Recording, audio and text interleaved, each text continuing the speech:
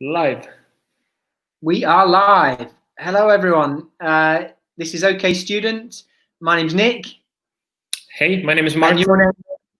What's up? I'm Martin. I am the head of marketing and operations, and Nicholas is our wonderful director. Hello, everyone. It's Friday. We are live. We're a bit later today than we normally are. Yeah. We're going for an afternoon, a UK afternoon vibe. Although you're in 4:30 in Estonia now. 4:30 in Estonia. But wherever you are in the world, because we do get viewers from all over the place, so please feel free to say hello and message us. We're happy to answer your questions as we talk today. This session, we're going to talk about placement year, which is usually a very popular subject. Yes, I heard about the placement year first time, I think, when I applied to the UK, because I assume, placement year is not very common elsewhere, is it? Or it's a very British education thing. Yeah, it's become a huge part of the curriculum, particularly for undergraduate degrees. And many universities have added placement options to their courses. Cool. Did you do one? No, it wasn't. When I was at university, it wasn't something that you could do. Okay, so placement year. What is it? Okay, so it usually is a sandwich year, which is a weird term, but it's usually a third year of undergraduate degree that's sandwiched between your final year of study and the second year, where you take time out of studying to go into industry and gain some experience. So it's a whole year's internship in industry. And so it makes your degree change from a 3-year program to a 4-year program. You do this placement year and then you come back and finish in 4 years. Meaning that you study for 2 years, then you go to a company, you work full-time for the whole year, and then you come back to university and you do your final year and then graduate with, I think, a little bit different diploma, because you do have that sandwich year diploma. Yeah, exactly right. And they've become very, very popular because students understand the value of not only learning the right things from the degree, but also gaining some work experience, because that's really important for their employability, for their kind of job search once they graduate. And in fact, it's a really common theme that students will get offered a job from the company they go on placement with. That's kind of why companies are offering placement years, because they want to get to know the student talent before they graduate. Yeah, I mean, it is a wonderful way for the companies to kind of test employees. Try before you buy. Yeah, try before you buy.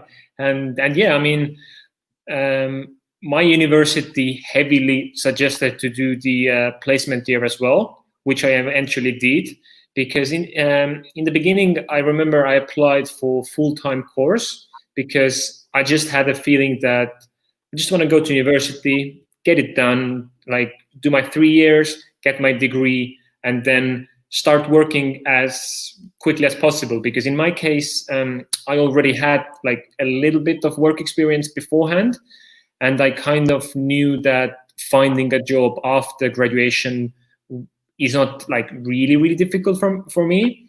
But what happened is that during the, I think, second year, I decided I do want to do the placement year. And I think the most influential factor for that was that I really wanted to kind of extend my UK experience with 1 year, because I was just thinking that, like, if I'll go to my final year now, then it's kind of done. It goes really fast, doesn't it? So it goes really fast, yeah. And what I want to say here is that it is really simple to change your course from full-time of 3 years to sandwich course, which is the placement, which is the course with placement year. And I'm pretty sure you can do it almost until the last minute, which I'm is going to have to. Yeah, I'm stepping in with some caution here. So for European and British students who don't require a visa, yes, it's very usually quite straightforward. So you're changing from one pathway to the other. The placement year is optional.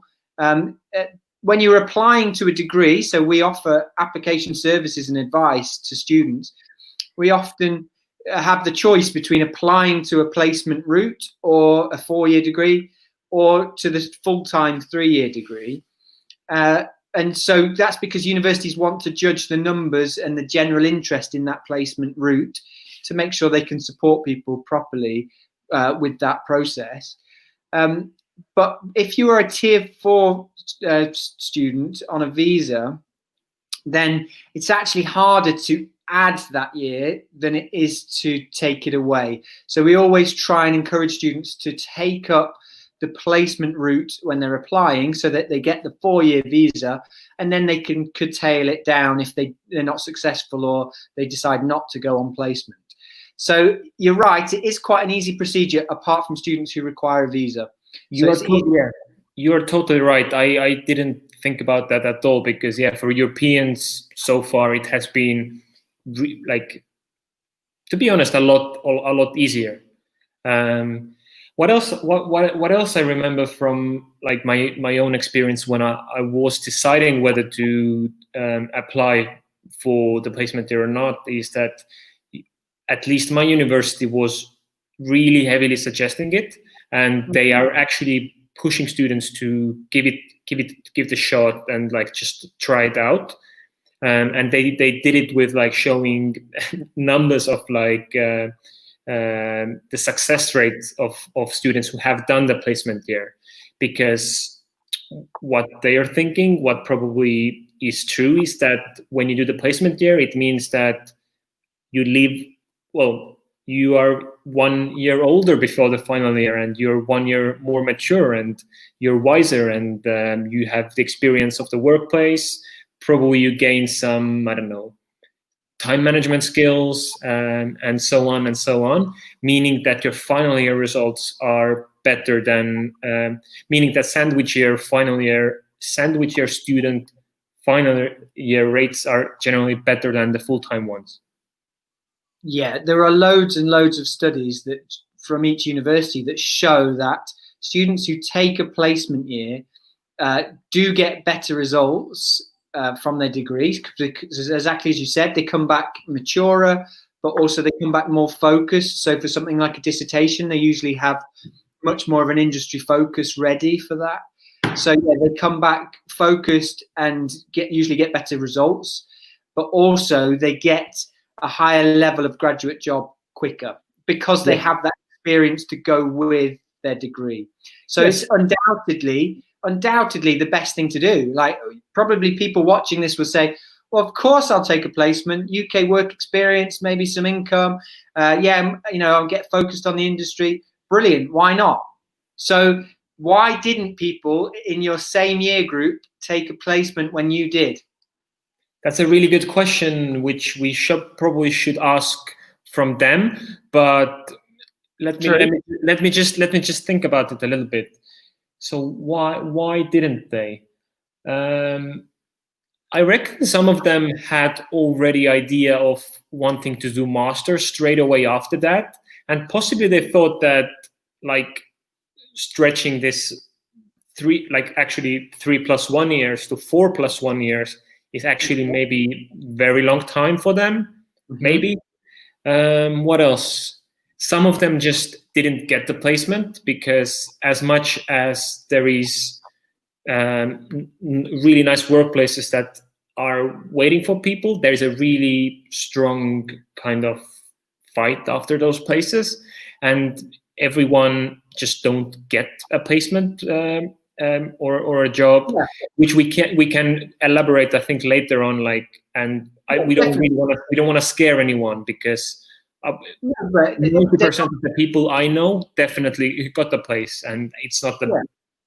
It's not like give some advice about how to get a placement, but you're right to say they're not guaranteed. So some people if they don't get a placement, then they have to kind of change their plans. Because what it is really similar to the real life of applying to a normal job after university, which is another benefit of placement year, because you have to go through the whole recruitment process, and it really does prepare you for what's coming after the university. Maybe let's. Well, going back to your friends, I some of the common things that I would find in people's thinking is they were committed to a placement, and then life happened. They met friends. They maybe were looking at accommodation contracts. So, halfway through the second year, they started thinking, where am I going to live? Who are my friends? Where am I going to be? And so to kind of say, no, I'm going to take a year out and do something else means I can't commit to this accommodation or things like that. Relationships, it's hard to say I'm going to leave my friends or my partner or whatever and go somewhere else. So kind of life gets in the way, and there's lots of reasons why people don't follow through on this idea of taking a placement year. But I guess what I'm always saying is it is one of the most valuable things you could do as part of your degree. And it's an amazing kind of feature of British education. So we would always encourage people to try and focus on that opportunity and see it through, because in a long-term career plan, it's really valuable. And and you can be really strategical about it regarding to getting your foot, what's the saying, foot between the door, because if it's not impossible that you can actually select the company you will do your placement there strategically, and you pick the one that you actually really want to work also afterwards. And it is a nice kind of, because I would argue it's much easier to get a placement than the actual first job. Yes, I would agree. I think the graduate jobs market, or any jobs market for full-time positions, is very competitive. So it would be smart to get the placement and then prove yourself and have the graduate job secured.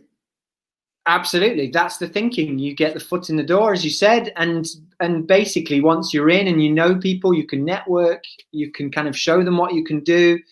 Then it's much easier for them to say, actually, you're a good candidate compared to the hundreds of other applicants we have for positions. And as you also mentioned, the experience, like coming out of the university with 1 full year of experience in a company working with, either a marketing team or software team or IT. It's a huge advantage compared to someone who hasn't ever worked before. Yeah, I think we touched on this once before, where you started on placement, and as much as you enjoyed some of the opportunities in some places, you realized what you didn't want to do, the types of marketing or types of industry you're not sure you wanted to work in. So it was kind of valuable to start getting different perspectives from an industry perspective, being on the inside of a company. Oh, yes, of course. It just teaches you so much about the companies itself, like how organizations work and what you should value about businesses, because of course everyone is, especially after graduation, is in a little bit desperate need to get something. But I would quite often even reverse it, like don't get the first place possible.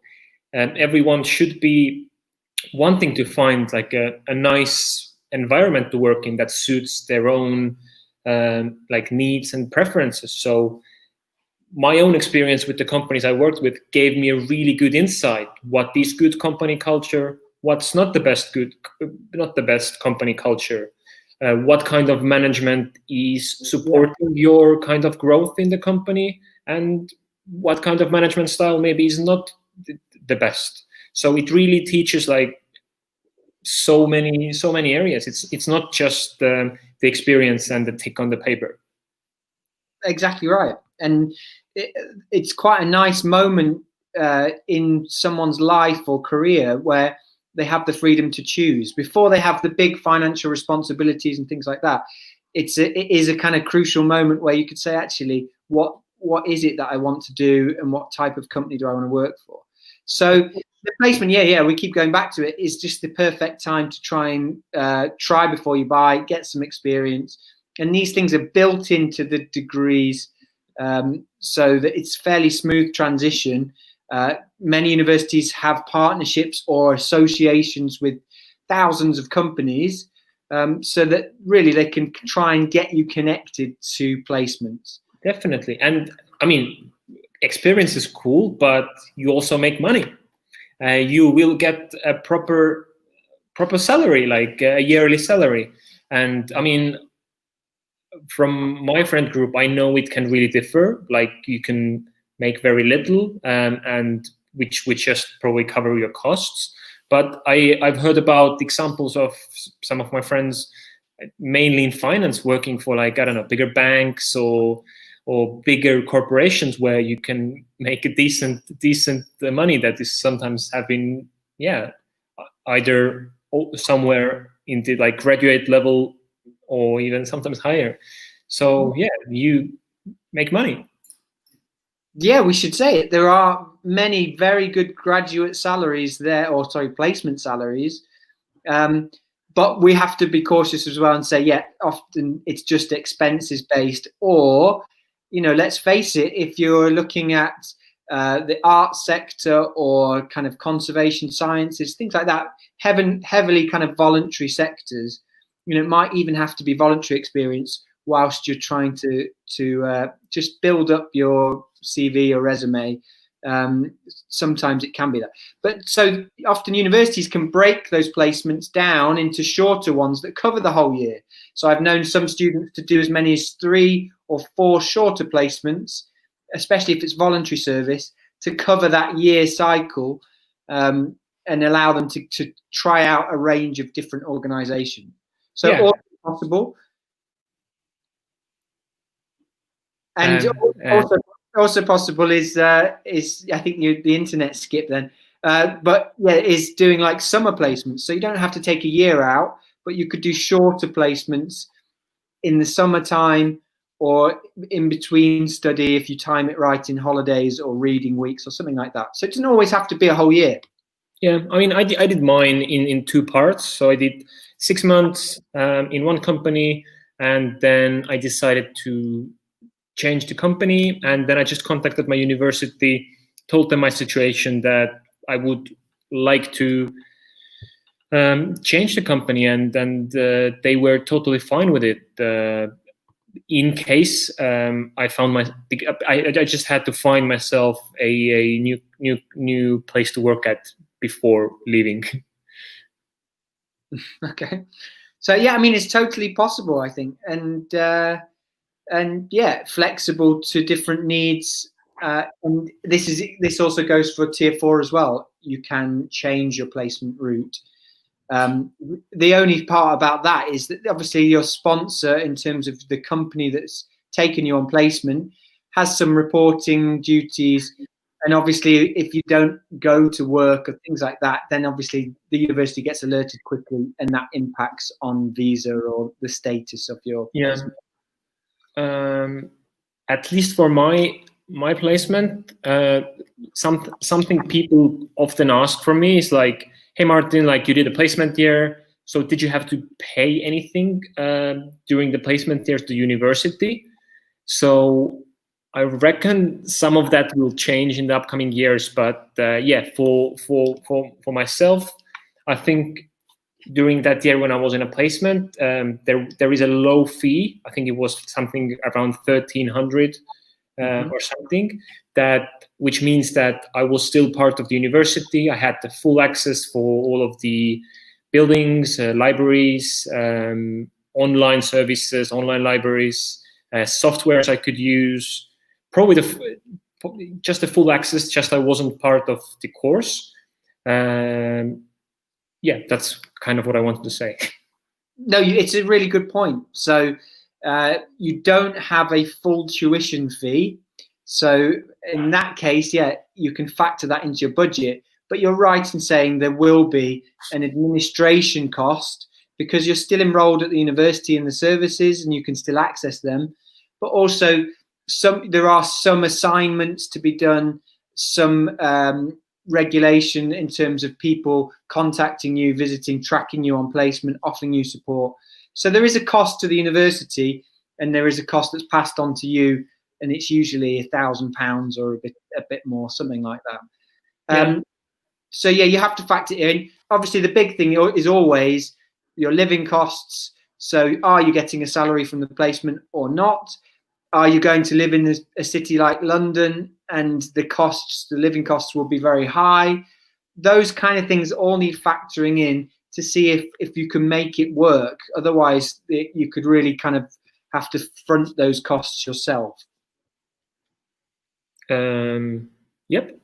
So tell me a bit more, Martin, about how many applications do you think you did for placement opportunities? And yeah, did you interview? How did you secure those? So I do remember that I did a lot of them.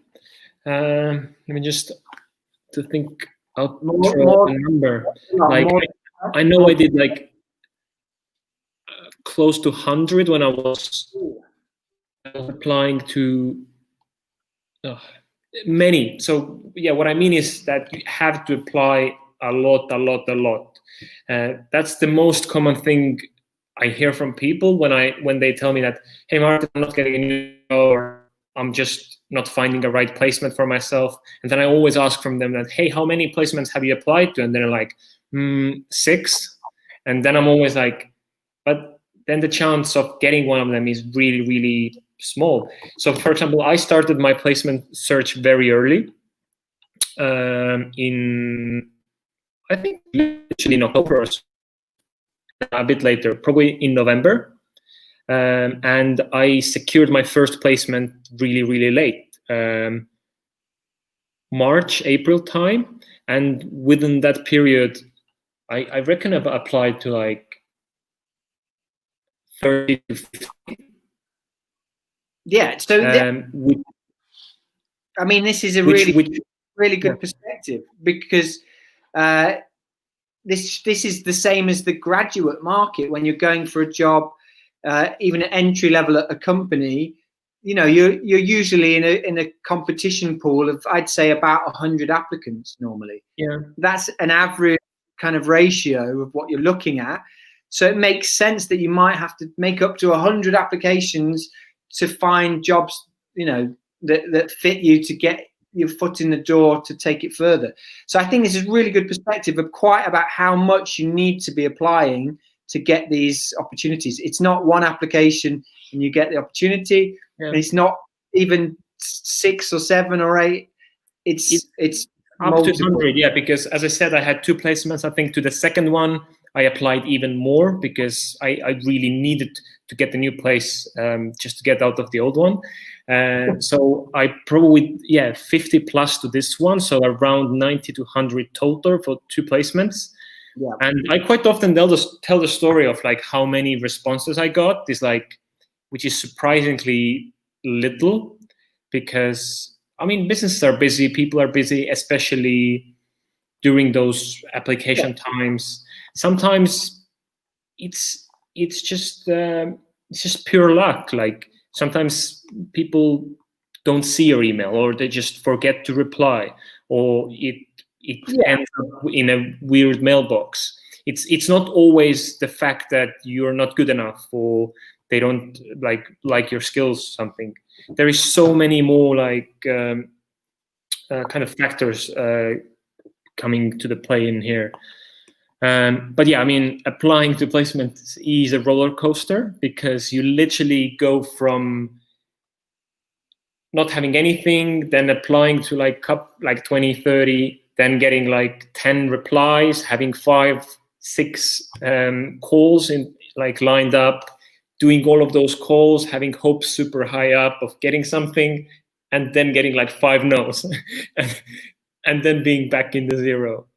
Yeah. And then going again for the applications, and sometimes you make the the initial message, then you do the phone interview, then you do the second interview, then they make you travel to the what are they called? Like the full day. They just test you and do all of the workshops and questionnaires and stuff on the day, and then you get the no. But the funny thing is, like, all of those ups and downs will lead you to one of the opportunities, because without any of those, you wouldn't probably have made the next application that will secure your place. Yeah, I completely agree. It's kind of all part of the journey, and while it's not nice and it is, you know, exhausting in terms of that process of putting yourself out there and putting yourself into the applications, it only makes you stronger for the opportunity that does come along and works. Yeah. So yeah, I think that's really, really good insight for what the placement year is, and really how committed you need to be. But we've already established that it's well worth it. It's one of the best things you can do. You just need to come with the mindset to get it done. Something I would point out as well is there is an increase in postgraduate courses that also offer placements. So that's possible as well, to add a 1-year master's in the UK and add a placement year as well to it. So that is also possible.